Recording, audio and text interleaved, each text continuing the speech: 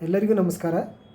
ಟ್ರಸ್ಟ್ನ ಕಾರ್ಯದರ್ಶಿಗಳಾಗಿರುವಂಥ ಶ್ರೀ ಸೂರ್ಯನಾರಾಯಣ ಚಿಮ್ಮಂಚೋಡ್ಕರ್ ಅವರು ತಮ್ಮ ತಂದೆಯವರ 75ನೇ ಹುಟ್ಟುಹಬ್ಬದ ನಿಮಿತ್ತ ಈ ಪೈಪೋಟಿಗಳನ್ನು ನಡೆಸುತ್ತಿದ್ದಾರೆ. ಮಾನ್ಯರೇ, ದೇಶದಲ್ಲಿ ವಿವಿಧ ರಂಗಗಳಲ್ಲಿ, ಅದು ರಾಜಕೀಯ ರಂಗ ಇರಬಹುದು,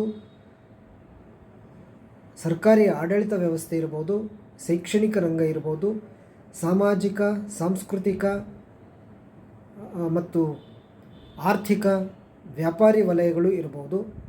ಈ ಎಲ್ಲ ವಲಯಗಳಲ್ಲಿಯೂ ಸಹ ಭ್ರಷ್ಟಾಚಾರ ಇಂದು ತಾಂಡವವಾಡುತ್ತಿದೆ. ಈ ವಲಯಗಳಲ್ಲಿರುವಂಥ ಈ ಭ್ರಷ್ಟಾಚಾರಕ್ಕೆ ಪರಿಹಾರಗಳನ್ನು ಸೂಚಿಸಬೇಕು ಎನ್ನುವುದು ಟ್ರಸ್ಟ್ನ ಮುಖ್ಯ ಉದ್ದೇಶ ಆಗಿದೆ.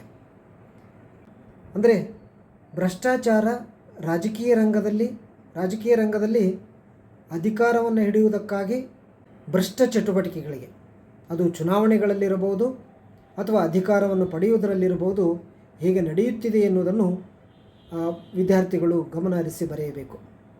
ಅದೇ ರೀತಿಯಾಗಿ ಶೈಕ್ಷಣಿಕ ರಂಗದಲ್ಲಿಯೂ ಇರಬಹುದು. ಶಿಕ್ಷಣ ರಂಗದಲ್ಲಿ ಶಿಕ್ಷಕರಾಗಲಿ, ವಿದ್ಯಾರ್ಥಿಗಳಾಗಲಿ ಅಥವಾ ಇನ್ನಿತರ ಸಂಬಂಧಿತ ಸಂಸ್ಥೆಗಳಾಗಲಿ ಸಕ್ರಿಯವಾಗಿ ಪಾಲ್ಗೊಳ್ಳದೇ ಇರುವುದರಿಂದ ಶಿಕ್ಷಣ ರಂಗ ಇಂದು ಅಧೋಗತಿಯನ್ನು ಹಿಡಿಯುತ್ತಿದೆ ಎನ್ನುವುದು ಎಲ್ಲರ ಗಮನಕ್ಕೆ ಇರುವಂಥದ್ದು.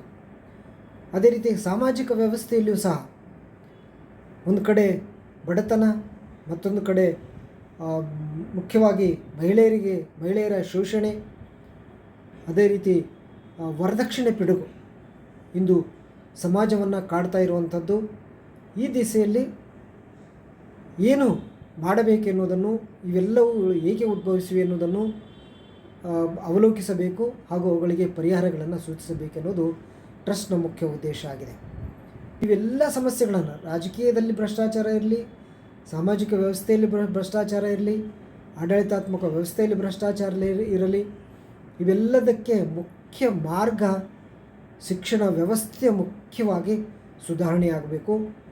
ಮುಖ್ಯವಾಗಿ ಸಾಮಾಜಿಕ ಸ್ಥಿತಿಗತಿಗಳನ್ನು ಸುಧಾರಣೆ ಮಾಡಬೇಕಾದ್ರೆ ಚಿಕ್ಕಂದಿನಿಂದಲೇ ಮಕ್ಕಳಿಗೆ ನೈತಿಕ ಪಾಠಗಳನ್ನು, ಒಳ್ಳೆಯವರ ಜೀವನ ಚರಿತ್ರೆಗಳ ಕುರಿತು, ಅವರು ಭವಿಷ್ಯದಲ್ಲಿ ಹೇಗೆ ಜೀವಿಸಬೇಕು ಎನ್ನುವುದನ್ನು ಕುರಿತು ಮನದಟ್ಟು ಮಾಡಬೇಕಾದಂಥ ಅವಶ್ಯಕತೆ ಇದೆ.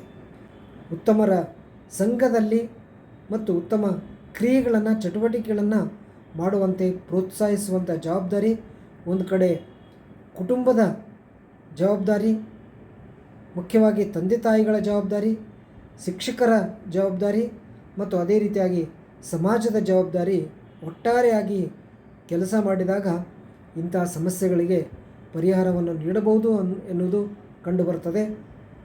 ಇಂಥ ಕಾರ್ಯಕ್ರಮಗಳನ್ನು ಆಯೋಜಿಸುತ್ತಿರುವಂಥ ಸತ್ಯಯುಗ ಫೌಂಡೇಶನ್ ಎಲ್ಲ ಪದಾಧಿಕಾರಿಗಳಿಗೂ ಅಭಿನಂದನೆಗಳನ್ನು ಸಲ್ಲಿಸುತ್ತಾ ಈ ಸ್ಪರ್ಧೆ ಯಶಸ್ವಿ ಆಗಲಿ ಎಂದು ಶುಭ ಹಾರೈಸುತ್ತೇನೆ. ನಮಸ್ಕಾರ.